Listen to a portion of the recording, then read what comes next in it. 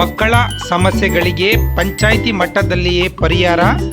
PDO G Nagaraj ಹೇಳಿಕೆ.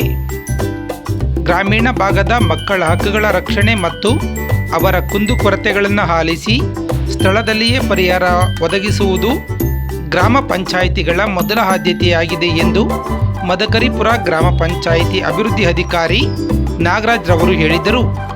ಚಿತ್ರದುರ್ಗ ತಾಲೂಕಿನ ಮದಕರಿಪುರ ಗ್ರಾಮದ ಸರ್ಕಾರಿ ಹಿರಿಯ ಪ್ರಾಥಮಿಕ ಶಾಲಾ ಆವರಣದಲ್ಲಿ ಶುಕ್ರವಾರ ಆಯೋಜಿಸಲಾಗಿದ್ದ ಮಕ್ಕಳ ಗ್ರಾಮ ಸಭೆಯಲ್ಲಿ ಭಾಗವಹಿಸಿ ಅವರು ಮಾತನಾಡಿದರು.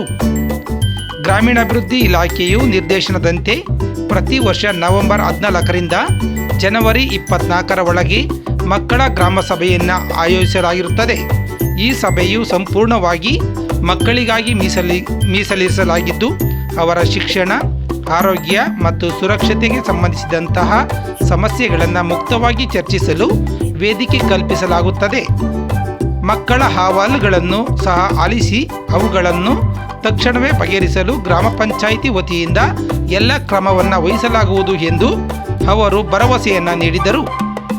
PSI ಗೀತಾ ರವರು ಮಾತನಾಡಿ ಮಕ್ಕಳ ರಕ್ಷಣೆ ಮತ್ತು ಕಾನೂನು ಅರಿವನ್ನು ಜಾಗೃತಿಯನ್ನು ಮೂಡಿಸಿದರು. ಜಿಲ್ಲಾ ಬಾಲ ಕಾರ್ಮಿಕರ ಯೋಜನಾ ಸೊಸೈಟಿಯ ಯೋಜನಾ ನಿರ್ದೇಶಕ P ಸತೀಶ್ ಕುಮಾರ್ ಅವರು ಮಾತನಾಡಿ ಬಾಲ ಕಾರ್ಮಿಕ ಪದ್ಧತಿಯ ದುಷ್ಪರಿಣಾಮ ಕುರಿತು ಮಾಹಿತಿಯನ್ನು ನೀಡಿದರು. ಮಕ್ಕಳ ರಕ್ಷಣಾ ಘಟಕದ ರೇಣುಕಾ ರವರು ಮಾತನಾಡಿದರು.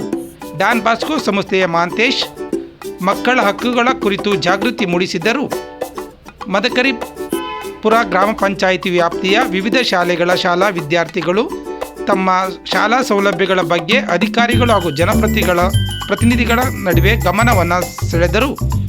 ಕಾರ್ಯಕ್ರಮದಲ್ಲಿ ಗ್ರಾಮ ಪಂಚಾಯಿತಿ ಅಧ್ಯಕ್ಷರಾದ HS ಭವ್ಯ, ಉಪಾಧ್ಯಕ್ಷೆ ಜ್ಯೋತಿ ದೇವೇಂದ್ರಪ್ಪ ಹಾಗೂ ಗ್ರಾಮ ಪಂಚಾಯಿತಿ ಚುನಾಯಿತ ಸದಸ್ಯರಾದ ನವೀನ್ ಕುಮಾರ್, ಮಂಜುನಾಥ್, ಲಕ್ಷ್ಮಿ, ಯಶೋದಮ್ಮ, ಮಂಜುಳಾ, ತಿಪ್ಪೇಸ್ವಾಮಿ ನಾಯ್ಕ್, ಶಿಕ್ಷಕರು, ಅಂಗನವಾಡಿ ಕಾರ್ಯಕರ್ತೆಯರು, ಆಶಾ ಕಾರ್ಯಕರ್ತೆಯರು ಸೇರಿದಂತೆ ಸಾರ್ವಜನಿಕರು ಹಾಜರಿದ್ದರು.